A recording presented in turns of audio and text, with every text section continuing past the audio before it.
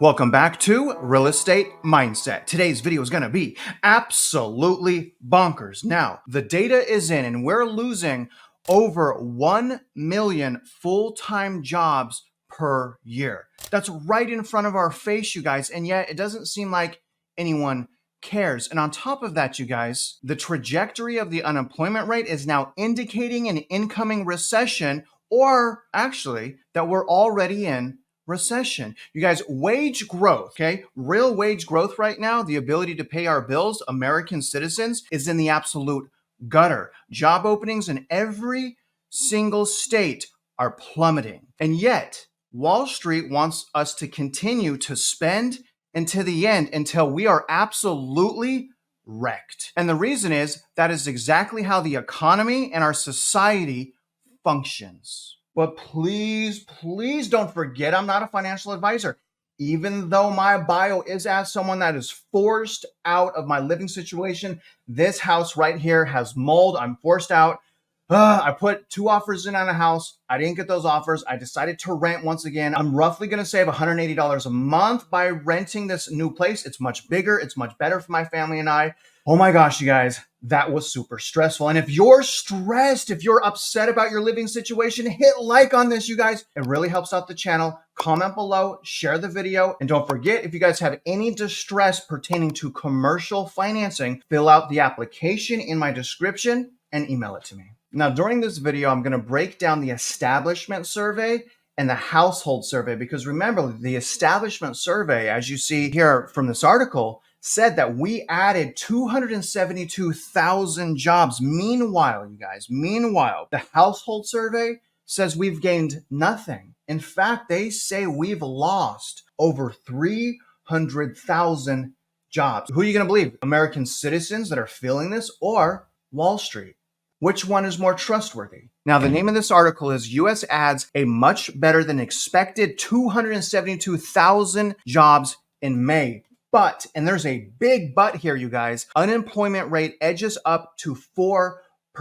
And what I'm really trying to get through to the viewers right here is the labor market is not healthy. The trajectory and what's happening underneath the headlines is very bad. Now, we'll quickly go into this article, and then we're going to go to the Bureau of Labor Statistics, and I'm going to break down some of the crazy things that we noticed in these job numbers. But this article starts, the U.S. economy added far more jobs than expected in May, countering fears of a slowdown in the labor market and likely reducing the Federal Reserve's impetus to lower interest rates. But again, you guys, this is psycho.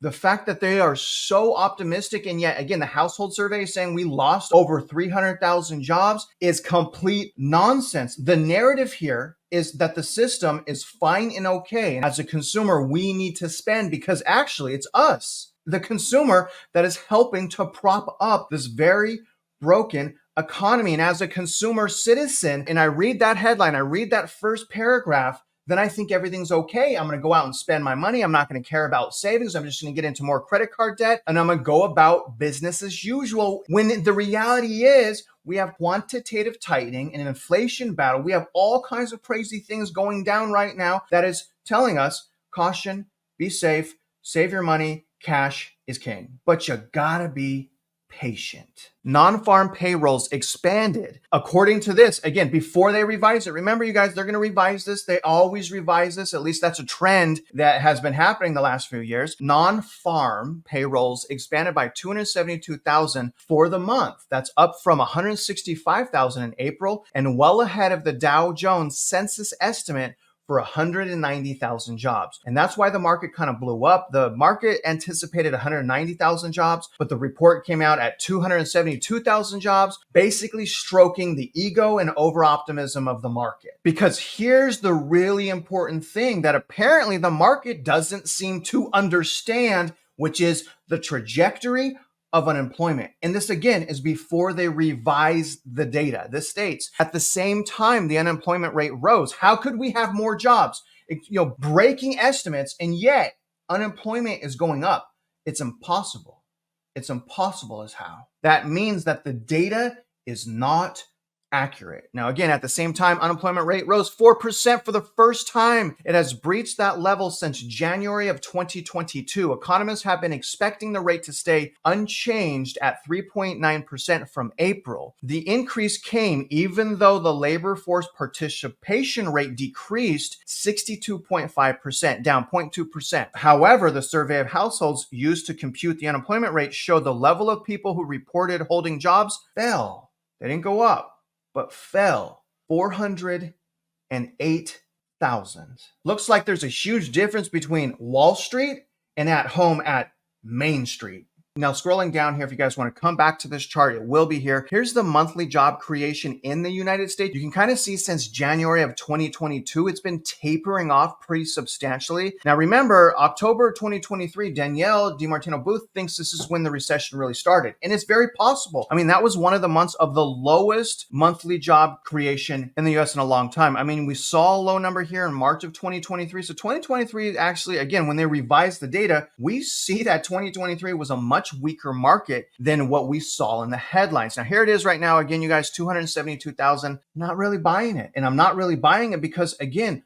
Main Street, our households, citizens say otherwise. Now, let me read these last two paragraphs and then I'm going to go to the Bureau of Labor Statistics. On the surface, the report was hot, but you've also got a bigger drop in household employment. For what it's worth, that tends to be a more accurate signal when you're at an inflection point in the economy. You can find weaknesses in the underlying numbers, but again, we can find weaknesses if we just look. We don't even have to look at underlying numbers. We have to look past the headlines. We can see the underlying number. Now, again, this states right here in the bottom, guys, exactly what I just said. The household survey also showed that full-time workers declined in just 1 month.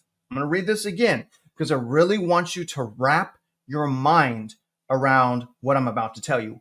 In 1 month, okay, in just 1 month, we've lost 625,000 full-time workers.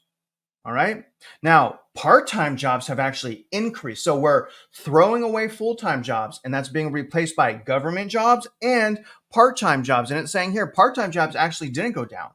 Part-time jobs actually went up 286,000. So lost 625,000 in 1 month. This is all 1 month, lost 625,000 full-time jobs, gained 286 part-time jobs. You guys, let me ask you something. Is that a sign of a healthy labor market?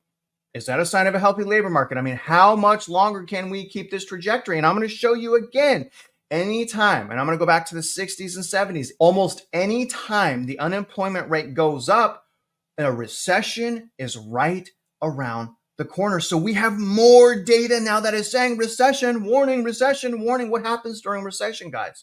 Unemployment. What happens when we have unemployment? Foreclosure, delinquencies, defaults, that's when the really bad stuff happens. When people compare what's happening right now to 2008, I hate it. You can't do that because in 2008, we were already in recession. So people are like, oh, look at the foreclosures, look at all this, it's all great. It's not, because we're not in recession yet. The foreclosure problem of the GFC didn't happen until we were well in recession.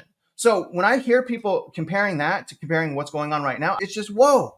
It's just crazy. How can you compare recession to right now when we're not in a technical recession? You can't. You can't do that. It doesn't make sense. It makes absolutely no sense. You can't do it. It's foolish. But let's go into the Bureau of Labor Statistics and let me show you. All right, guys. So here's the household survey. And Jack loves to point out this is on table A9. So if you want to look at this, you got to go to household data, table A9. And let me scroll down here to the bottom where it says full-time. So we're going to look at full-time, we're going to look at self-employment, and we're going to look at multiple job holders. Let me go, okay, so right under my picture, I'm going to try to make this a little bit easy, but right under my picture, you guys basically see where we're at month over month. And again, this is from April. Okay, so right here is April and right here is May. So first of all, you see, again, we lost over 600,000 full-time jobs, while gaining over 200,000 part-time jobs. That's not good at all. Now, this is very interesting as well, you guys. When it comes to like dual job holders in 1 month, this is actually going up. This increased 16,000. So more and more families and people are having to work dual jobs just to afford to live. That's actually really crazy. I mean, look at what it is at right here, which was May of 2023. So this has gone up what is that right there? About 600, almost 700,000. So in 1 year, about 600,000 to 700,000 people have had to get dual jobs to afford to live. Now, this is very interesting as well. Look at self-employment, you guys. So this is where we're at right here. Okay, for in April, and then we jumped up to right here. So self-employed individuals actually has gone up 161,000. So 161,000 more self-employed people in just 1 month. That makes me feel good, right? Because that's how America should work, right? Small businesses, being self-employed, working for yourself. But I am very concerned at the same time because of quantitative tightening and the high cost of capital right now to start a business, but it's very intriguing to see these numbers. So dual job holders skyrocketing year over year, self-employment skyrocketing year over year, full-time jobs absolutely in the gutter, part-time jobs exploding as well. Now, my debate to prices and deflation happening is the fact that all of the cost of assets and the cost of living basically skyrocketed at the same time where actually real income went down. The fact is, you guys, if consumers can't pay these prices, then the system will collapse. Now, it's taking time for that to happen. Why?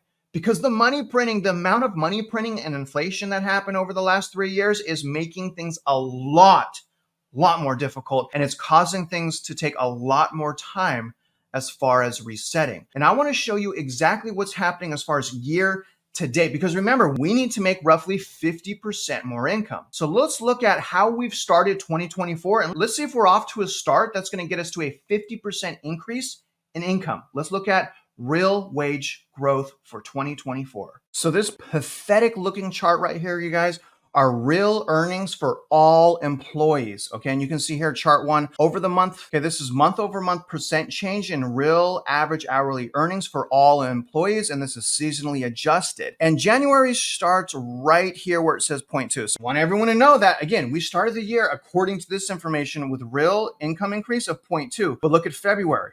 We lost all of that. February, it went down somehow to 0.3. And then in March, it was 0.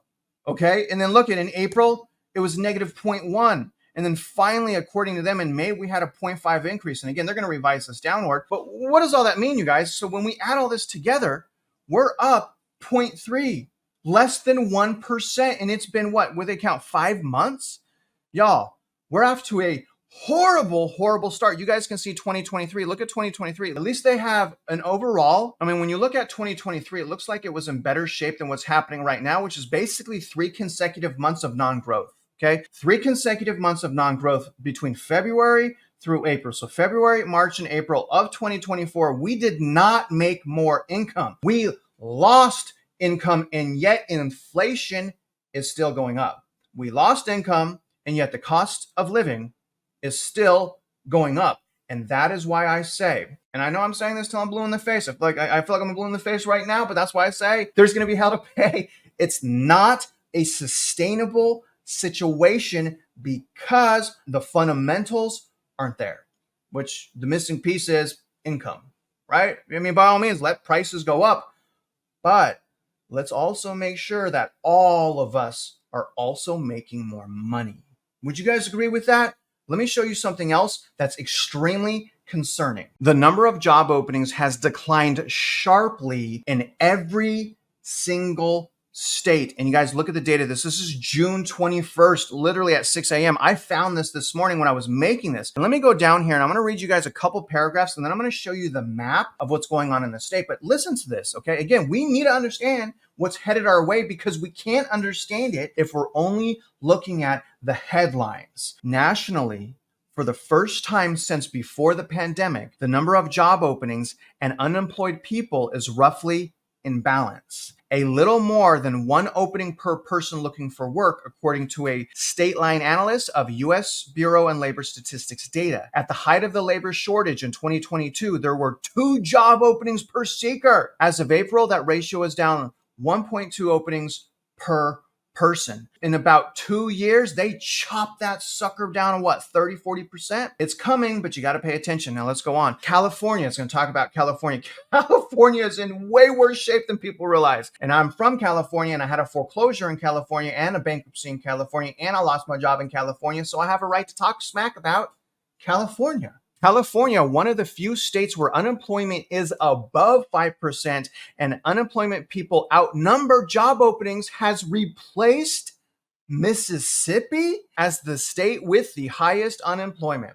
So long, Mississippi, and welcome, California. I mean, look at Mississippi, their labor market, apparently, as far as unemployment, is doing better than California. That's insane. Washington State and Nevada also have less than one job opening per unemployed person. The positions that employers find most difficult to fill do not require a 4-year college degree? What? Yeah, so the positions that need to be filled don't even require a college degree? Well, then why did you get all that student debt? What's with all the student debt? If the college degree doesn't matter, if that's where the jobs that need to be filled are at, why'd you guys get in that debt?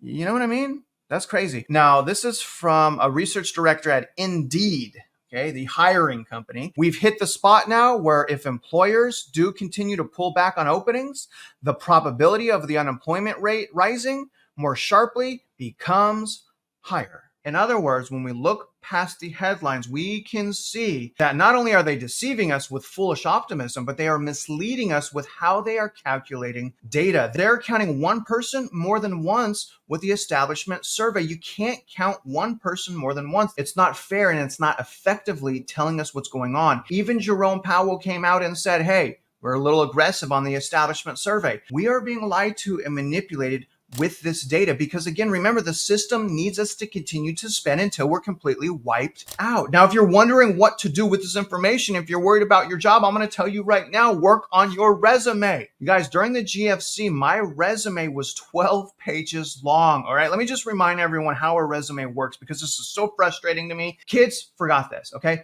A resume consists of many pages, okay? The first page is generally called a cover letter, all right? Every time I've submitted my resume since I was like 16, I had a cover letter. A cover letter is like addressed to the employer. It's telling the employer why you want to be hired and why you would be a good fit working for the company. You put a cover letter. And another thing is letters of recommendation. Get some letters of recommendation. Your resume should be 6, 7, 8 pages. You gotta stand out. No one does that anymore. No one. So if you do lose your job or if you anticipate it being lost, just remember the old school ways on how to get a job. And also, when you're interviewing, it's crazy that I even have to say this. I mean, it blows my mind. Look at the people in the eye. Shake their hand. Be polite. Yes, sir. No, sir. Use manners. And when you finish the interview, okay, I'm going to tell you this right now. Okay, Todd, if Todd Sachs, hopefully you're listening because he feels the same way. When you're done with your interview, email them and thank them for their time. Kids don't do that anymore. Now, other than that, guys, obviously there's a lot going on in the labor market. There's a lot more happening past those headlines. I hope you guys can see that now. I hope that this video allows you to properly prepare and adjust. And obviously, I hope it gave you guys new insights, value, and perspective. And if you're out there investing in real estate, you guys already know I wish you luck and I hope you win.